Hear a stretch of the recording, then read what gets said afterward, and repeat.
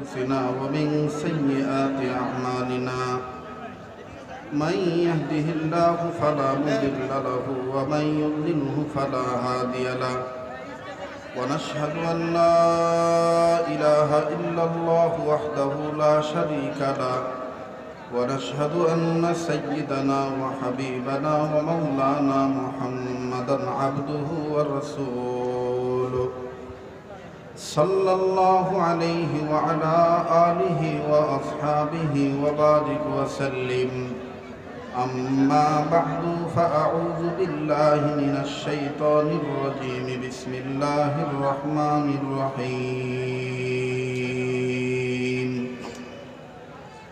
إنه لقرآن كريم وقال رسول الله صلى الله عليه وسلم خيركم من تعلم القرآن وعلمه أو كما قال عليه الصلاة والسلام দারুল উলুম মাদ্রাসাতুস সুফা আল ইসলামিয়া কর্তৃক আয়োজিত অত্র দ্বীনী প্রতিষ্ঠানের হাফেজ ছাত্রদের দিস্তারে ফজিলত প্রদান উপলক্ষে পঞ্চম বার্ষিক ওয়াজ ও দোয়ার মাহফিলের অত্যন্ত পরম শ্রদ্ধেয় মান্যবর সম্মানিত সভাপতি এবং আজকের মাহফিলের আমন্ত্রিত হযরত উলামায়ে ইকরাম, দূর দূরান্ত থেকে আগত সর্বস্তরের মুসলমান ভাইরামা, পর্দার অন্তরালে পরম শ্রদ্ধেয়া পর্দানিশীন ও আমার মা ও বোনেরা, আল্লাহ জাল্লা শানুহুর দরবারে লাখো কোটি শুকরিয়া আদায় করি যে মহান মালিক আমাকে আপনাকে উম্মতের উলামায়ে ইকরামদের মজমায়ে বেহেশতের বাগানে একটি মাদ্রাসা কর্তৃক আয়োজিত ইসলামী মহাসম্মেলনে যে আল্লাহ আসার বসার তৌফিক দান করলেন, নেক কাজে শরীক হওয়ার সুযোগ যে মহান মালিক আমাকে আপনাকে নসিব করলেন, সেই মহান মালিকের দরবারে উচ্চ কণ্ঠে শুকরিয়া আদায় করি আলহামদুলিল্লাহ। আমি শুরুতেই আপনাদের কাছে দুঃখ প্রকাশ করছি যে আজকে আমার যে নির্ধারিত সময় ছিল সে সময় অনুযায়ী রাস্তার যানজটের কারণে আমি নির্ধারিত সময়ে আসতে পারি নাই, অনেকটাই দেরি হয়ে গেছে। তবে আসার পরপরই জানতে পেরেছি আমার পরবর্তী যিনি মেহমান, আমার অত্যন্ত পরম শ্রদ্ধেয় মহাব্বতের ব্যক্তি হযরতুল আল্লাম হযরত মাওলানা মুফতি নজরুল ইসলাম কাসিমি সাহেব দামাত বারাকাতুহু আলিয়া হযরতও একেবারে কাছাকাছি চলে আসছেন।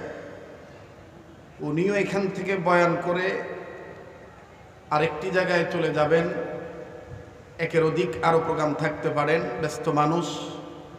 আমিও এখান থেকে আরেকটি প্রোগ্রামে জিরানি বাজার, সেখানে আমার যেতে হবে।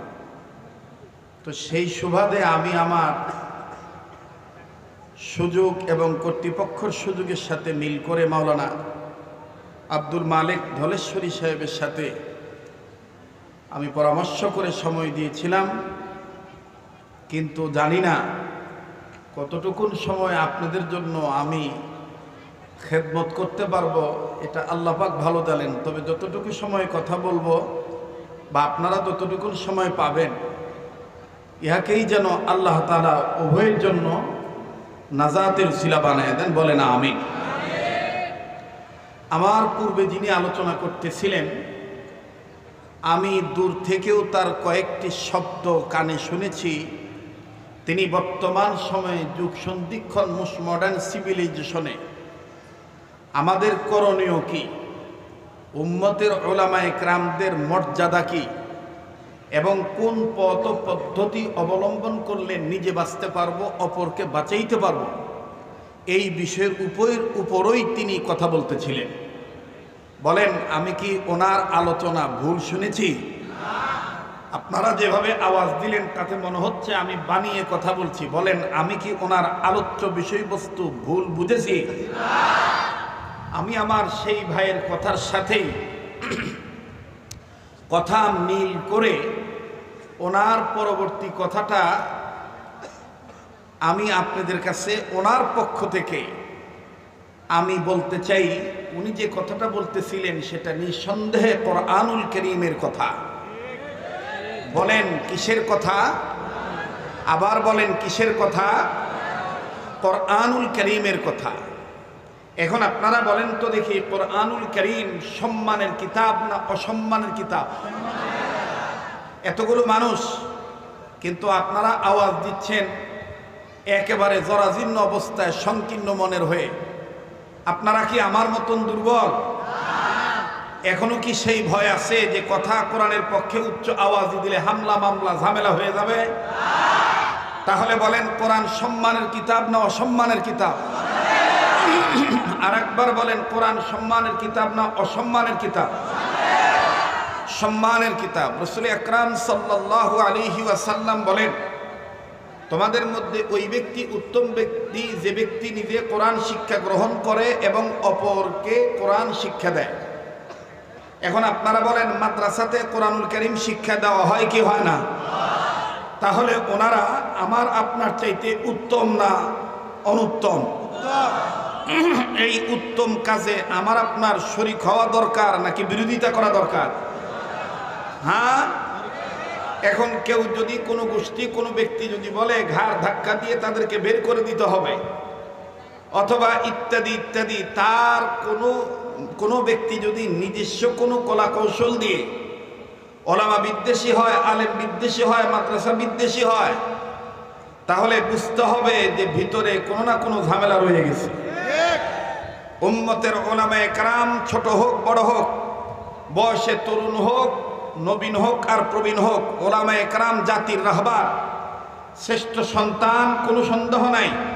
আমরা আলেম বিদ্বেষী হব না, আমরা আলেমদের কাছ থেকে দোয়া নেব। কথা বলেন ঠিক কিনা? তো সেই লক্ষ্যে বলতে চাই, আমার পূর্বের যে আলোচক যিনি আলোচনা করতেছিলেন তিনি বলতেছিলেন যে আল্লাহ পাক নির্দেশ করেছেন সূরাতুত তাহরিমের এক আয়াত নাজিল করার মাধ্যমে আল্লাহ বলে দিয়েছেন, হে ইমানদার বান্দা বান্দিগণ, তোমরা নিজেরা জাহান্নামের আগুন থেকে বাঁচাও, তোমাদের অধীনে যারা আছে তাদেরকেও জাহান্নামের আগুন থেকে বাঁচাও। বলেন এই নির্দেশটা কার? আরো আওয়াজ দিয়ে বলেন এই নির্দেশটা কার? আমার ভাইরা, দুনিয়ার সমস্ত ওলামায়ে কেরামগণ একমত হয়ে বলেন, রাসূল আকরাম সাল্লাল্লাহু আলাইহি সাল্লামের কথা নকল করে বলেছেন যে উম্মতে মুহাম্মদীদের জাহান্নাম থেকে বাঁচার পথ পদ্ধতি হলো চারটা। বলেন কয়টা? আর একবার বলেন, আর একবার বলেন। তবে আপনাদেরকে একটা খুশির খবর দেই, আগামী কিছুদিন পরেই এই মাঠেই আল্লাহ চাহে তো লম্বা সময়ের জন্য আমাকে পাবেন। এই আগামী কিছুদিন পরেই।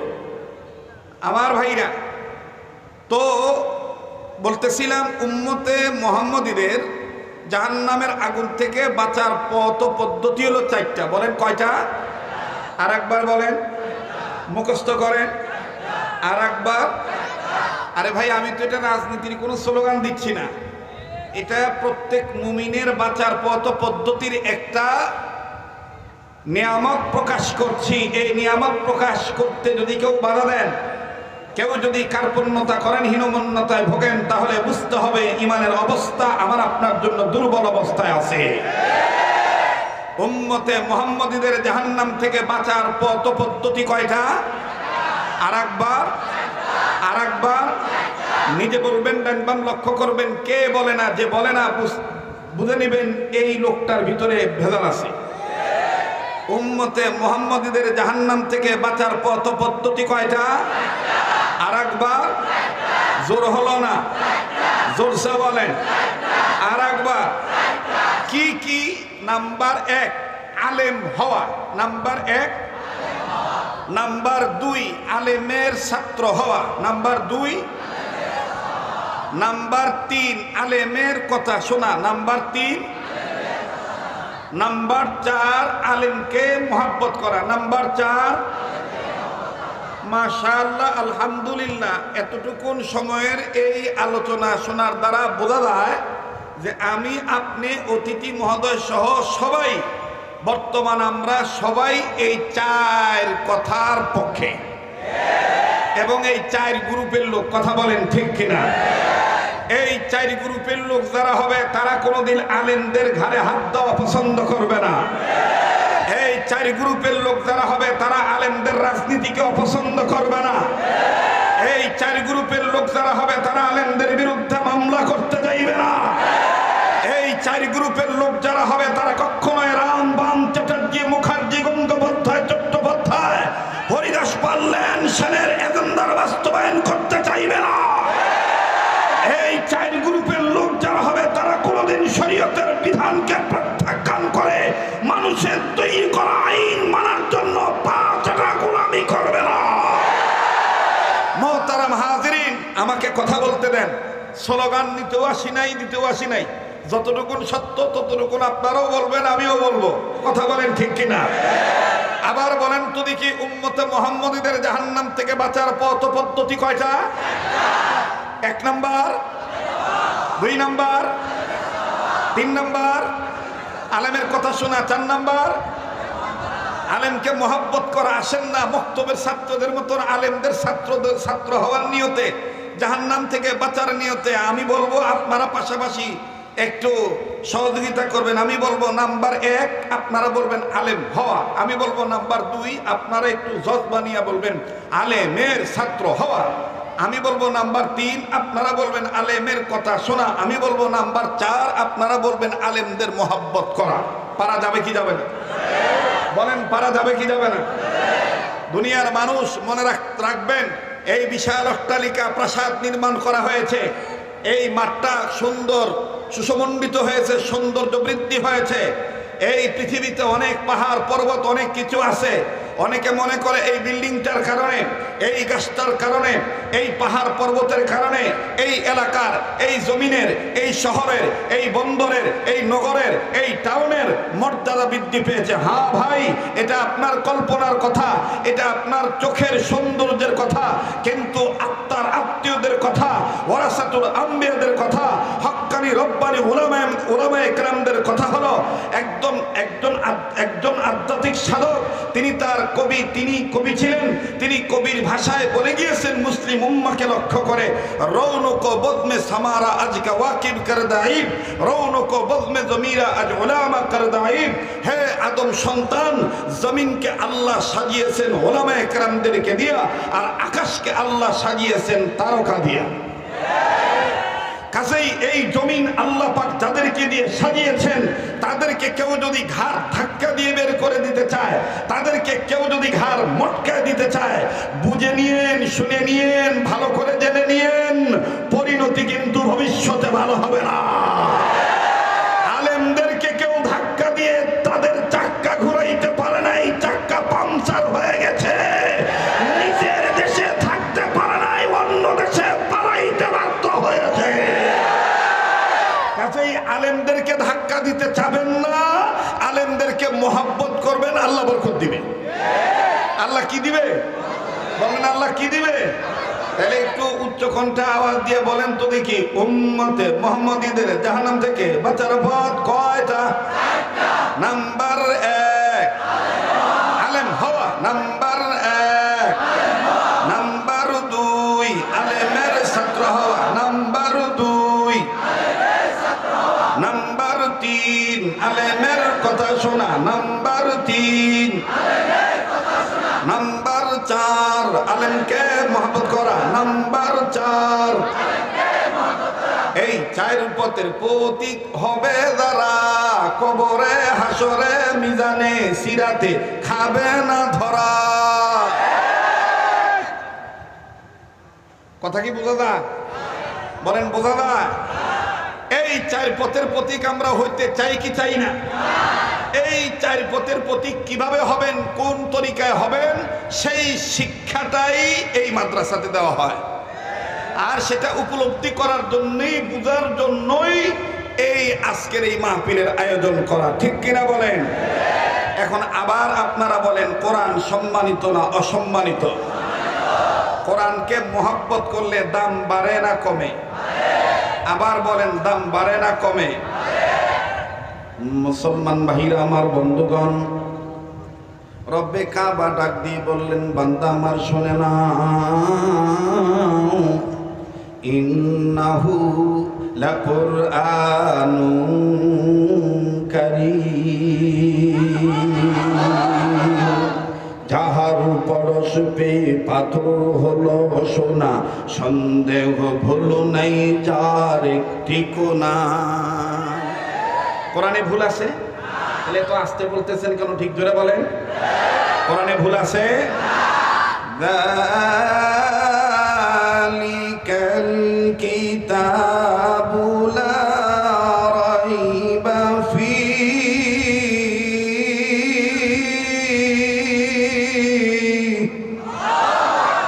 এই কথাটা কার?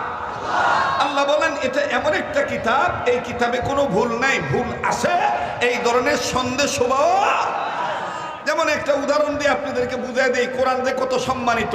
এই পৃথিবীতে বিভিন্ন ধর্ম আছে, তাদের নিজ নিজ ধর্মীয় গ্রন্থ আছে, যেমন গীতা, মহাভারত, রামায়ণ, ত্রিপিটক, বাইবেল, বিজ্ঞানিকা দেন্দাবেস্তা, উপনিষদ, অল্লোপনিষদ, ওল্ড টেস্টামেন্ট, নিউ টেস্টামেন্ট, তাওরীত, জাব্বুর, ইনজিল সব আছে।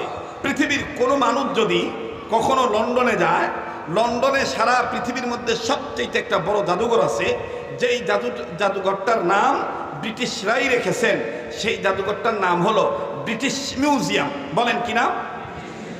British museum. জাদুঘরের মধ্যে ঢুকে কেউ যদি চিন্তা চেতনা প্রকাশ করে, এই ধরনের টেন্ডেন্সি জাগ্রত করে বলে যে আমি গীতা ধরবো, মহাভারত ধরবো, রামায়ণ ধরবো, ত্রিপিটক ধরবো, বাইবেল ধরবো, বিজ্ঞানিকা ধরবো, বেদ ধরবো, সামবেদ ধরবো, যজুর্বেদ ধরবো, ঋগ্বেদ ধরবো, ইত্যাদি ইত্যাদি কিতাব ধরবো, সে ধরতে পারবে। তার অজু থাক বা না থাক, সে কালো হোক বা ধলা হোক, লম্বা হোক বা চিকন হোক, আমার ভাইরা বেটে হোক, লম্বা হোক বা বেটে হোক, চিকন হোক বা মোটা হোক, অজু থাক বা না থাক, সে ভিন্ন ভিন্ন ধর্মীয় কিতাব ধরতে পারবে বিনা অজুতে।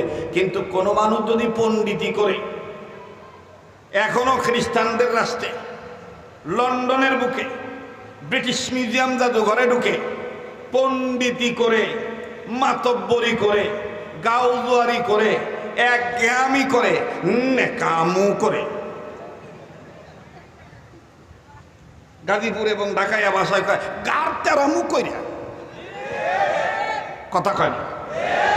গার তেরামু করে কেউ যদি পণ্ডিতি জাহির করে যদি বিনা উজুতে খ্রিস্টানদের দেশে ব্রিটিশ মিউজিয়ামে কোরআন শরীফকে বিনা উজুতে ধরতে যায়, এখনো পর্যন্ত ব্রিটিশ মিউজিয়াম জাদুঘরের কম্পিউটারের স্ক্রিনের উপরে ইংরেজিতে লাল অক্ষরে লেখা ওঠে, প্লিজ ডোন্ট টাচ মি। আল্লাহু আকবার বললেন না? আল্লাহু আকবার বললেন না?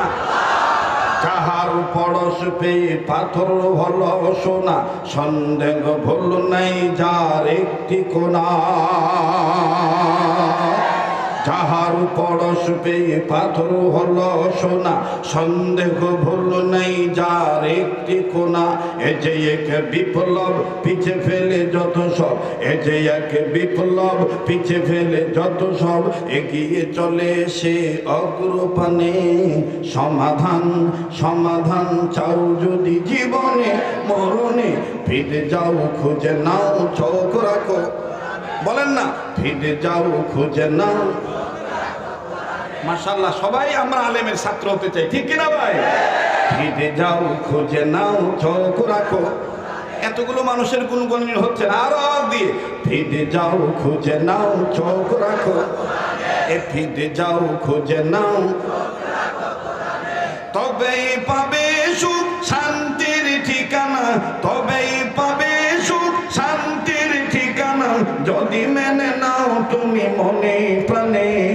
সমাধান সমাধান চাও যদি জীবনে মরণে, ফিরে যাও খুঁজে নাও।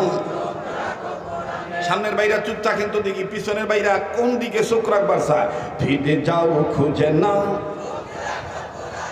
মাশাআল্লাহ, আওয়াজ আছে, আসে না? আবার সামনের বাইরে চুপ থাকেন, পিছনের বাইরা ফিরে যাও খুঁজে নাও। মাশাআল্লাহ, এবার পিছনের বাইরে চুপ থাকেন, সামনের বাইরা ফিরে যাও খুঁজে নাও। এবার সামনের বাইরা পিছনের বাইরা মিল্লা জিল্লা ফিরে যাও খুঁজে নাও। দেখবেন কেঠায় কয় না, যেটা কইব না বুঝে নিবেন বিতে বেজাল আছে। বিতে কি আছে? বিশ্বাস করো মুসলমান, আমার দেশ তোমার দেশ। আমার দেশকে যদি তুমি উন্নত দেশে রূপান্তরিত করতে চাও, ততক্ষণ পর্যন্ত উন্নত রাষ্ট্রে পরিণত করা যাবে না যতদিন পর্যন্ত রেবের ভয় বাদ দিয়া নয়, রেবের ভয় বাদ দিয়া রবের ভয় অর্জন করতে হবে। আর রবের ভয় অর্জন করা একমাত্র কোরআনের শিক্ষা ছাড়া বিকল্প কোনো পথ নেই। মোহতারাম হাজিরিন, কষ্ট হচ্ছে? হুজুরে কি আমার মতন জামে আটকা পড়ছে নি? আইসা পড়ছে জাগুয়া, সামনে আগুয়া। যেই জাম লাগে মি আপনি ওই এলাকায় এবার গেলাম ঢাকায় বসে কুত্তা জাম লেগে গেছে গা। কয় কি জাম লাগছে? কুত্তা জাম লাগা জায়গা মি আর টার্গেট ফেল হয়ে জায়গা। কয়টা গাড়ি কয়টা ছাড়ে ঠিক ঠিকানা থাকে না। শুধুমাত্র আসছি হক আদায় করার জন্য, যেন কর্তৃপক্ষকে আপনারা মানে ধোঁকাবাজ না বলেন, আর আমার উপরে যেন আপনাদের বিরূপ মন্তব্য না আসে। এই জন্য গন্তব্য ঠিক রাখার জন্য আসছি, কর্তব্য পালন করার জন্য। রাগ করছেন নাকি আপনারা? ফিরে যাও খুঁজে নাও, চোখ রাখো ফিরে যাও খুঁজে নাও। এই সমাধান চাও যদি জীবনে মরণে, ফিরে যাও খুঁজে নাও। ফিরে যাও খুঁজে নাও। এবানি সকলের নয় শুধু মুমিনের, এবানি সকলের। এইটা কি খালি জামাত ইসলামের? এইটা কি খালি হেফাজত ইসলামের? এটা কি খালি তরুণের পীরে? না, প্রতিটি মানবতার জন্যই আল্লাহর কালাম, ঠিক কিনা?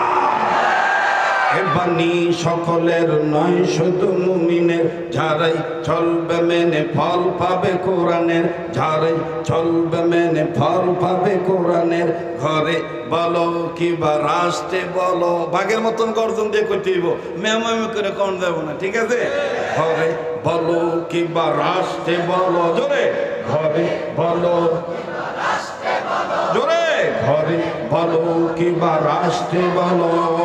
অশান্তি দূর করে শান্তি আনি, সমাধান চাও যদি জীবনে মনে, ফিরে যাও খুঁজে নাও। ফিরে যাও খুঁজে নাও। তাই আজকের মাহফিল থেকে একটা স্লোগান অ্যাড হয়ে যাও, আগামীতে কেঠায় কোন দলে ভোট দিব জানি না, আমি একজন ইমানদার হিসাবে নির্বাচন যখন হবে আমার দিক্ত প্রবেশ দিক্ত শপথ, এবারে ভোট দেব ভাই সেই মানুষের যে মানুষ পক্ষে থাকে আল কোরআনে। এবারে ভোট দেব ভাই সেই মানুষের যে মানুষ পক্ষে থাকে আল কোরআনে। না ডাকে তাকবীর, না ডাকে তাকবীর। এবারে ভোট দেব ভাই সেই মানুষের যে মানুষ পক্ষে থাকে আল কোরআনে। আমি কি কোন দলের নাম নিচ্ছি নি? কাউরে মেনশন করে করছি? এরপরও যদি আমার চাচারা জ্যাঠারা হুজুর খালি রাজনীতি পেঁচাল পারে, তাহলে বুঝতেইব অগ গিলুর মধ্যে পচন ধরছে। অগ গিলুর মধ্যে কি ধরছে? পচন ধরছে। চাচারা যতই কাউ করো কাম হইব না। বাংলাদেশ হলো খেলাফত মজলিসের দেশ, বাংলাদেশ ইসলামী আন্দোলনের দেশ, বাংলাদেশ দাওয়াত ও তাবলীগের দেশ।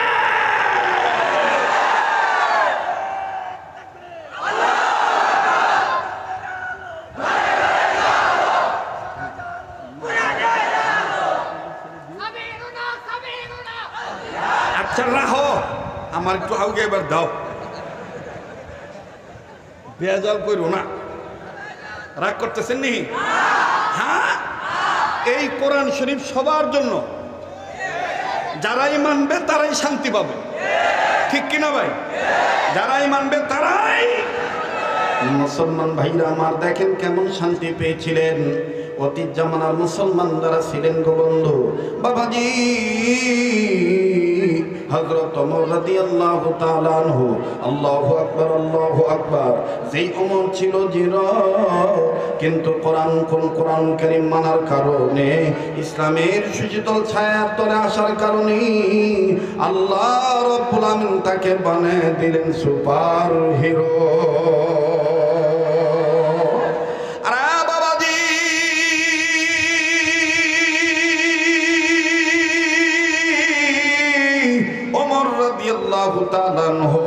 আমার ভাইরা রাজ্য শাসন, তিনার রাজ্য শাসন আমলের সময় হযরত ওমর রাদিয়াল্লাহু তাআলা আনহু তিনি রাত্রি বেলায় চেক করতেছেন কোন তাঁবুর মধ্যে, কোন গলির মধ্যে, কোন ঘরের মধ্যে কেউ কোন সমস্যা আছে কিনা, এই রাজ্যের কোন বাসিন্দায় কোন মুশকিলে আছে কিনা। বন্ধুরে আমিরুল মুমিনিন খলিফাতুল মুসলিমিন হযরত ওমর রাদিয়াল্লাহু তাআলা তদন্ত করতে যাইয়া হঠাৎ করে কানে আওয়াজ পাইলেন, আল্লাহর সৃষ্টি দুইজন বান্দা, আল্লাহর সৃষ্টি শ্রেষ্ঠ মাখলুকাতের মধ্যে আদম সন্তান দুটি বাচ্চা, একজন মাকে জড়ে ধরে কান্দে আর ডেকে ডেকে বলে, মা গো মা, তুমি বলেছো কাফেরদের রাজ্যে খাবার নাই, মুসলমানদের রাজ্যে খাবার অভাব নাই, কিন্তু আজকে কতদিন হয়ে গেল এই পর্যন্ত কোনো খাবারের কোনো ভাব পাইলাম না। মা ডাক দিয়ে বলতেছেন, ছেলে মেয়েরি, রিজিকের মালিক আল্লাহ, চিল্লা বলেন রিজিকের মালিক কে? আবার বলেন রিজিকের মালিক কে? ডাক দিয়ে বলতেছেন, বেটারে বেটি রে, রিজিকের মালিক হলেন আল্লাহ। বাবা একটু ধৈর্য ধরো, ও আমার মেয়ে একটু ধৈর্য ধরো, তোমাদের জন্য রান্না হইতেছে। হযরত ওমর বললেন, তাইলে তো ভালোই হলো, মা রান্না করতেছে ছেলে মেয়েকে খাবার দেওয়ার জন্য। কিন্তু না না, ওমর দাঁড়িয়ে থাকলেন। কিছু সময় অতিবাহিত হওয়ার পর, ঘন্টা খানিক সময় অতিবাহিত হওয়ার পর হযরত ওমর আবার ওই কান্নার আওয়াজ পাইতেছেন। আবারও মা ডাক দিয়ে বলতেছেন, বেটারে বেটি রে, তোমাদের জন্য রান্না হইতেছে। আবার ওমর ডাক দিয়ে বলতেছেন, ঘটনা কি? রান্না হইতে কেন এতক্ষণ লাগবে? হযরত ওমর নজর করে দেখতেছেন মা ছেলে মেয়ের ঘুমের অপেক্ষা করতেছেন। এইভাবে অবৈ দিতে দিতে, খাবারের কথা বলতে বলতে বাচ্চারা যখন ঘুমিয়ে যাবে, সময় তারও পার হয়ে যাবে, আর খাবার দিতে হবে না। হযরত ওমর দেরি করলেন না, নিজেই চলে গেলেন। নিজে যাইয়া নিজের লোকদেরকে ডাক দিয়ে বলতেছেন, রাষ্ট্রীয় কোষাগার থেকে আমার পিঠে জ্বলতি 1 বস্তা আটা দিয়ে দাও, আটা দিয়ে দাও, আমি আটাটা নিয়ে যাব। মুসলমান ভাইরা আমার প্রত্যেকে ডাক দিয়ে বলতেছেন, আমিরুল মুমিনিন, আপনি রাষ্ট্রপ্রধান, আপনি খলিফাতুল মুসলিমিন, আপনি কেন পিঠে নিজে নিবেন? আপনি কেন আটার বস্তা নিবেন? আমাদের মাথায় দিয়ে দেন। আবার ডাক দিয়ে বলতেছেন, ইত্তাকুল্লাহ, ইত্তাকুল্লাহ, আল্লাহকে ভয় করো। ডাক দিয়ে বলতেছেন, আল্লাহকে ভয় করার কথা বুঝলাম না। ওমর রাদিয়াল্লাহু তাআলা বললেন, ওই দিন কেউ কারো পাপের বোঝা বহন করবে না, ওই দিন আমার পাপের বোঝা আমারই বহন করা লাগবে। অতএব মাপ চাইতে গেলে আমারই চাওয়া লাগবে। আমার পিঠে দিয়ে দাও, আমি পাপের বোঝা হালকা করতে চাই। লম্বা কথা সংক্ষেপ করে দিলাম বন্ধু। হযরত ওমর রাদিয়াল্লাহু তাআলা নিজেই আটার বস্তা পিঠে করে নিয়ে চলে গেলেন। নিজেই নিয়ে যাইয়া নিজেই রান্নার কাজে সহযোগিতা করলেন। 2টি এতিম বাচ্চার মুখে আহার তুলে দিলেন।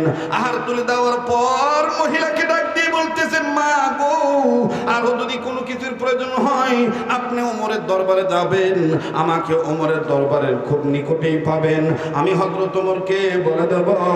মহিলার 2টা বাচ্চা ডাক দিয়ে বলতেছেন, এই যুগের খলিফা ওমর না হইয়া যদি আপনি হইতেন আরো অনেক ভালো হয়ে যেত।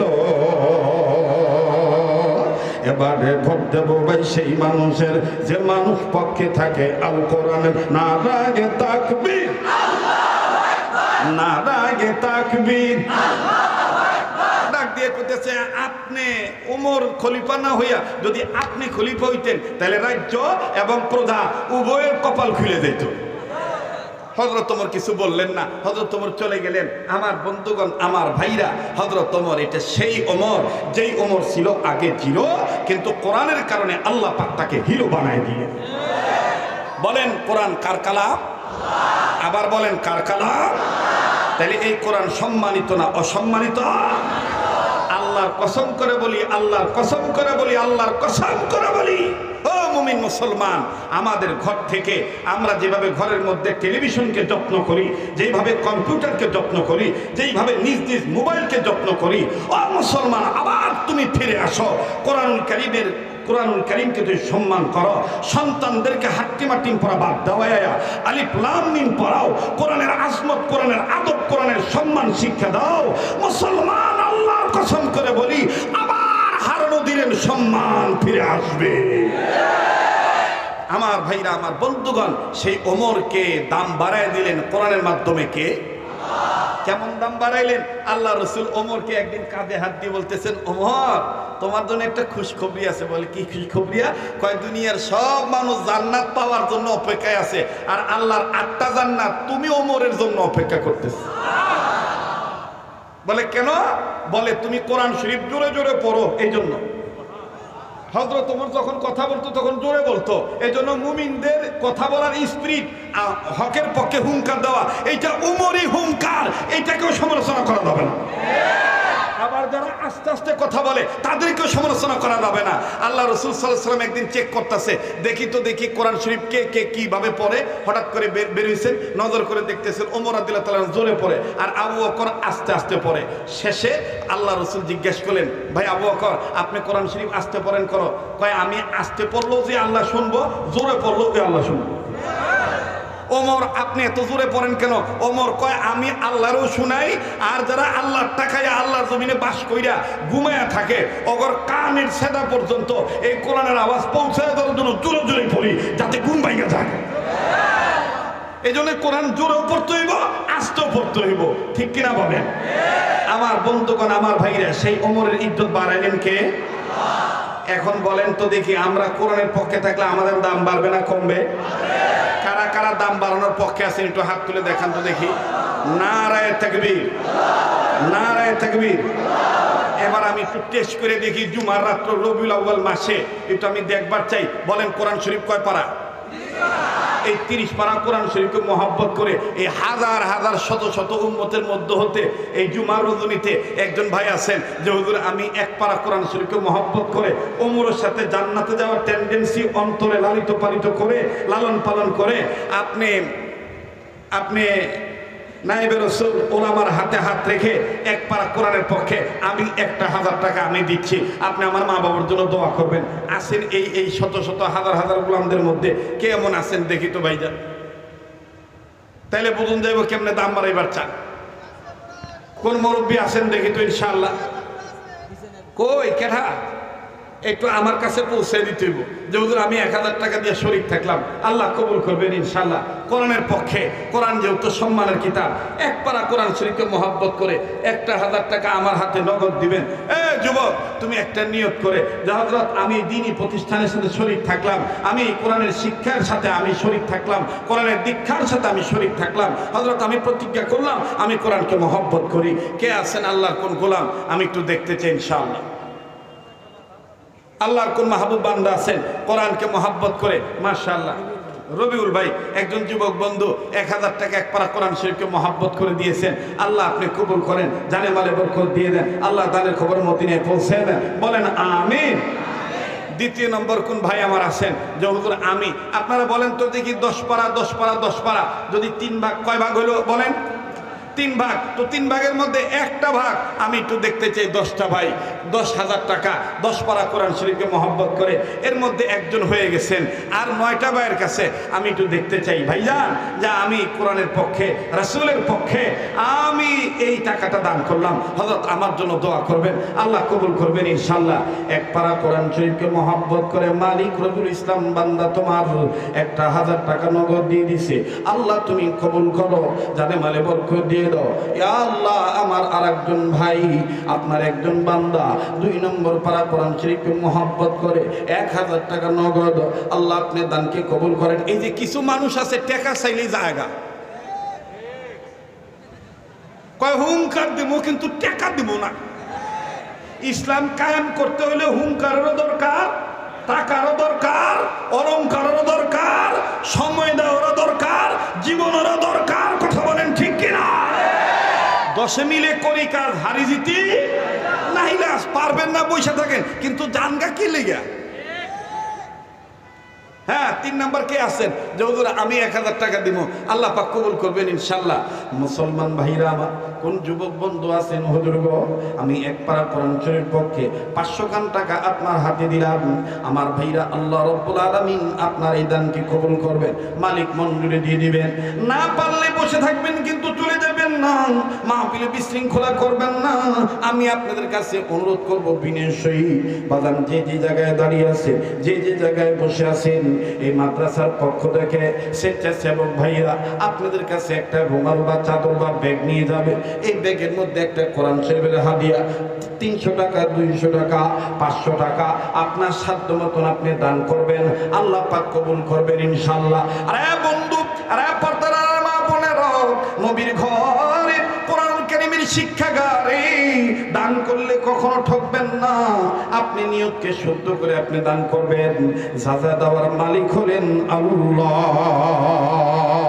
জোরে বলেন সাজা দেওয়ার মালিককে আল্লাহ। আপনি কবুল করেন আল্লাহ। 3 নম্বর পারাকে মহব্বত করে আপনার আরেকজন বান্দা 1,000 টাকা আল্লাহ আপনি মঞ্জুরি দিয়ে দেন, মালিক আপনি কবুল করে নেন। জোরে বলেন আমিন। ভাইরা যারা বাকিতে লেখাইতে চান আপনারা বাকিতে লেখাইতে পারবেন ইনশাআল্লাহ। মুহতারাম হাজিরিন, তাইলে বলেন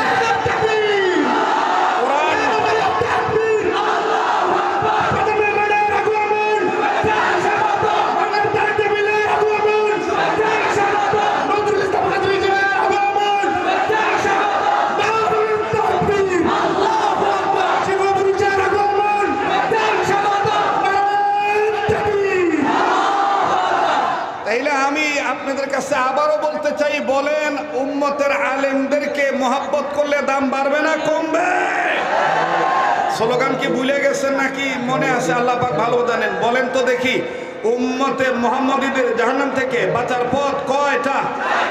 নাম্বার 1 আলেম হওয়া, নাম্বার 1, নাম্বার 2, নাম্বার 3, নাম্বার 4 আলেমকে মহব্বত করা।